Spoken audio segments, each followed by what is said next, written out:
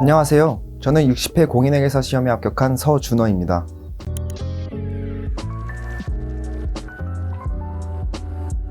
이 기나긴 수험 기간 중에 마지막 유예 기간에 스퍼트를 내기 위해서는 공부 환경을 바꿔야 된다고 생각했기 때문에 입소를 결정하게 되었습니다.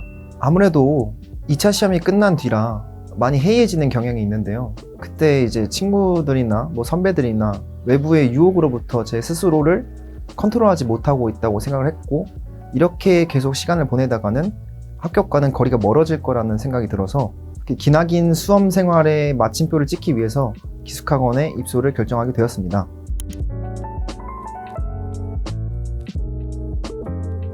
기숙학원을 입소하고 나서야 저는 제 정상적인 루틴을 찾을 수 있었습니다. 기숙학원에는 벌점 제도라는 게 존재하는데요. 정해진 시간 내에 공부하러 나오지 못하면 이 벌점을 받게 되는데, 그 벌점을 받으면 그날 하루 기분이 좋지 않아요. 그래서 저는 아침 일찍 일어나려고 되게 많이 노력했던 편인 것 같습니다. 밥 먹는 것보다 수면이 조금 더 중요했기 때문에 아침밥은 걸렀고 8시부터 자습실에 입실해서 12시까지 오전 자습을 했고요. 아침에는 좀 졸립다 보니까 문제풀이 위주의 과목들을 배치해서 공부의 효율을 높였던 것 같습니다. 점심을 먹고 난 이후에는 1시간 정도 이제 친구랑 말터디를 하면서 잠을 깼고, 그 다음에 오후 자습 시간 동안에는 주로 암기 과목을 많이 공부했던 것 같습니다. 그리고 6시에 이제 저녁 시간이 되는데 6시에 저녁을 먹고 난 다음에는 또 1시간 정도 공부를 하다가 또 졸음이 온다 싶으면은 헬스장에 가서 운동을 2시간 정도 했습니다. 저희가 운동을 할 수 있는 헬스장이 있기 때문에 헬스장에 가서 가볍게 스트레칭이나 운동 정도를 하면은 공부 효율이 올라갔던 것 같습니다. 기숙사에 다시 들어가서 샤워를 하고, 그리고 남은 1시간 정도를 더 공부하고 하루 일과를 마쳤던 것 같습니다. 아마 1시 정도에 그때 제가 항상 기숙사에 들어갔었는데, 그래도 바로 자지 않고 1시간 정도 머릿속으로 백지 연습을 많이 했는데 그게 실질적으로 많이 도움이 되었던 것 같습니다. 그리고 보통 자기 전에 휴대폰을 많이 보는데 학원에서는 휴대폰이 사용이 제한되어 있기 때문에 바로 수면에 들 수 있었던 것 같습니다.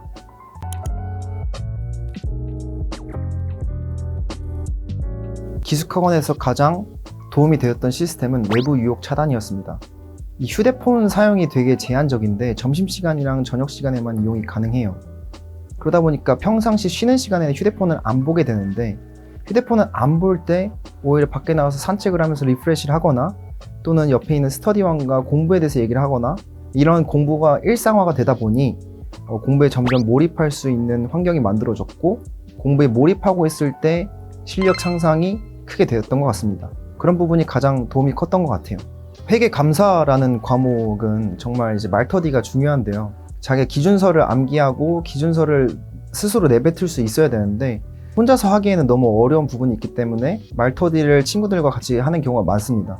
학원에는 실력이 정말 좋은 친구들이 많기 때문에 이런 친구들과 함께 말터디를 하면서 회계 감사에 대한 큰 논리와 이해 구조를 확립시키고 또 암기도 잘 될 수 있었던 것 같은데요.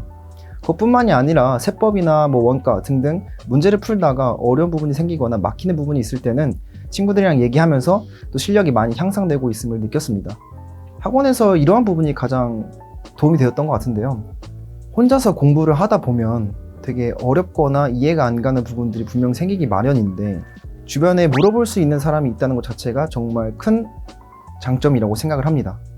외부에서 스터디를 구할 때는 아무래도 구인글을 따로 작성해서 올려야 되는 부담감이 또 있고, 스터디원으로 온 사람이 실력이 있는 사람인지를 또 검증하는 과정도 필요하고 많은 에너지가 소모가 되는데, 이 학원에서는 그래도 공부를 정말 잘하는, 그리고 공부에 관심 있고 열정이 넘치는 스터디원들이 많고, 특히 회계사 준비생들이 정말 많기 때문에 스터디를 구하기가 정말 용이해요.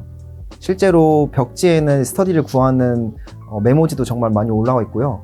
저 같은 경우는 아무래도 친구 추천으로 왔기 때문에 회계사 친구들을 더 빨리 알게 되었고 더 빨리 친해졌고, 또 밥 먹을 때 제가 이런 스터디를 해보는 게 좋지 않을까 라고 얘기했을 때 스터디원들이 적극적으로 동참해 주셔서 스터디가 되게 빨리 잘 만들어져서 잘 운영이 되었던 것 같습니다.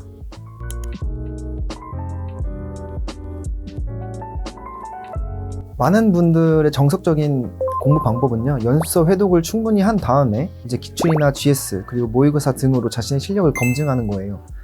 저는 다만 이렇게 하다 보니까 연습서 회독에 공회전이 많이 되는 것 같은 느낌이 들었기 때문에 오히려 기출이나 GS 모의고사를 먼저 풀고 제 약점이 무엇인지를 파악하고 난 다음에 다시 연습서로 돌아가서 그 파트를 집중적으로 공부를 했던 것 같습니다.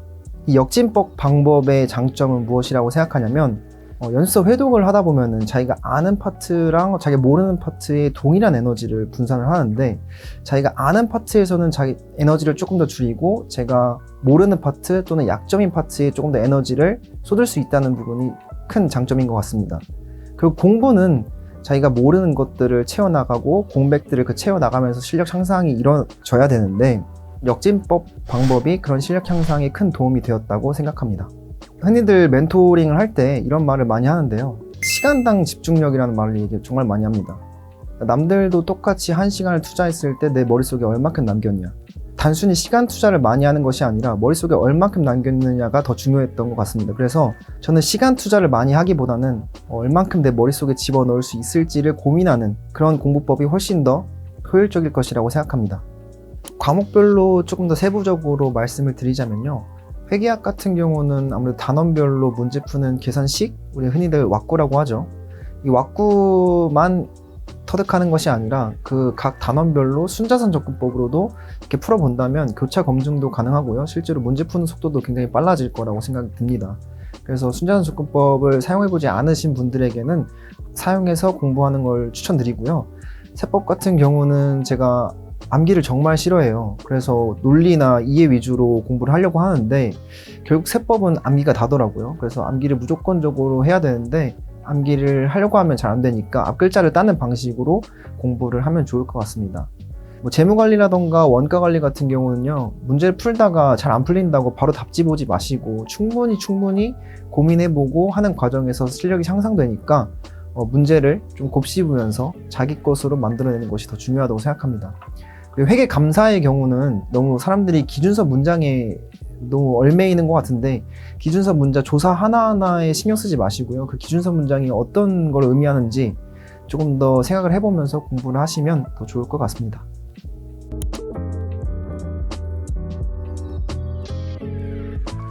저는 강력하게 추천합니다. 아침, 점심, 저녁으로 다 맛있었고요. 그리고 특식도 나오고 저희가 원하는 음식들을 메모지에 적으면 그 음식들이 다 반영이 돼서 다음 주에 또 바로 나옵니다. 그런 부분들이 너무 좋았고, 그리고 한 달에 한 번 정도는 외부 음식을 시킬 수 있는 기회가 또 있어가지고 저희가 또 먹고 싶은 게 있으면 그런 방식을 통해서 또 많이 해결했던 것 같습니다. 자습실의 경우에는 다양한 종류의 자습실이 있기 때문에 본인의 기호에 맞게 선택을 하시면 됩니다. 저 같은 경우는 개방형 독서실을 선택을 했는데요. 왜냐하면 전 탁 트인 공간에서 공부의 효율이 더 높아졌던 것 같습니다. 그리고 때로는 혼자 정리를 하고 싶을 때는 스터디룸을 빌려서 화이트보드에 정리하면서 공부를 했고요. 다양한 종류의 자습실이 있다 보니까 공부의 효율을 더 높일 수 있는 방을 선택해서 공부를 할 수 있었던 것 같습니다. 매니저님들이 중간중간에 계속 저희한테 물어보세요. 혹시 생활하는데 불편함은 없냐? 혹시 우리가 도와줄 부분이 없냐? 항상 물어보시기 때문에 중간중간에 또 생활하는데 불편함이 있거나 또는 공부하는데 방해가 되는 요소들이 있다면 매니저님들한테 이렇게 말씀드렸고, 매니저님들이 이렇게 적극적으로 반영해 주시면서 공부 외적으로 스트레스를 거의 받지 않았던 것 같습니다. 청소해 주시는 분들도 계시고요. 빨래 해 주시는 분들도 계시기 때문에 저희는 공부만 하면 됩니다.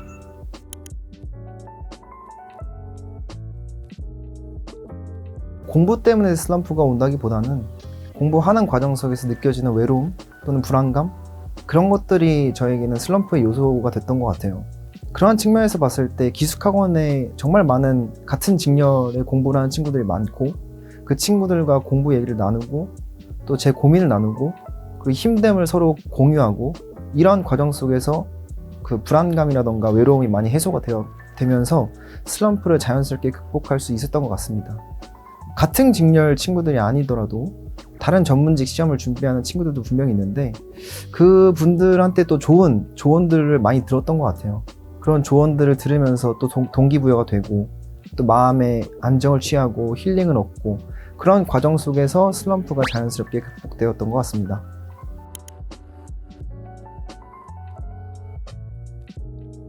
메가엑스퍼트의 가장 큰 장점은 공부 체력을 기를 수 있는 환경이라는 점입니다. 공부 체력이란 자기가 오늘 하루에 집중할 수 있는 순공 시간을 의미하는데요.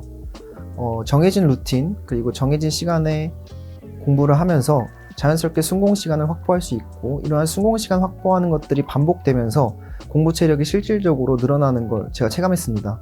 제가 원래 밖에서 공부할 때는 순공 시간이 한 5시간에서 6시간밖에 안 나왔는데요.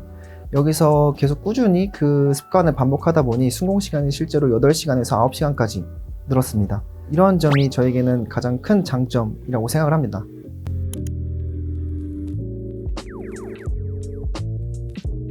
저는 이 기숙학원에 들어오는 것을 강력히 추천합니다. 제가 아는 지인도 이 기숙학원을 들어올까 말까 되게 고민을 오랫동안 했었는데, 결국 기숙학원에 입소를 했는데, 기숙학원을 입소하고 나서 저한테 하는 말이 조금만 더 일찍 들어올 걸이라고 얘기를 하시더라고요. 이 기숙학원 들어오는 걸 고민하지 말고 일단 들어오셔서 체험이라도 한번 해보시는 걸 추천드립니다. 그리고 체험하면은 내가 여기서 공부를 하면은 합격할 수 있을 거다라는 그런 느낌이 올 거예요. 저도 제 유예 기간 동안 가장 잘한 선택이 이 기숙학원 입소를 결정하고 그 결정을 빠른 시일 내로 행동으로 옮겼던 거라고 생각을 합니다. 실제로 지금도 주변 사람들에게 많이 추천을 하고요. 이 영상이랑 별개로 정말 진짜 친한 친구들한테는 공부를 정말 하고 싶다, 너가 합격을 하고 싶다 라고 생각이 든다면 저는 과감히 이 학원에 들어오라고 주변에 많이 추천을 하고 있습니다. 여러분들도 정말 고민하지 마시고 일단 들어오셔서 먼저 한번 생각해 보세요.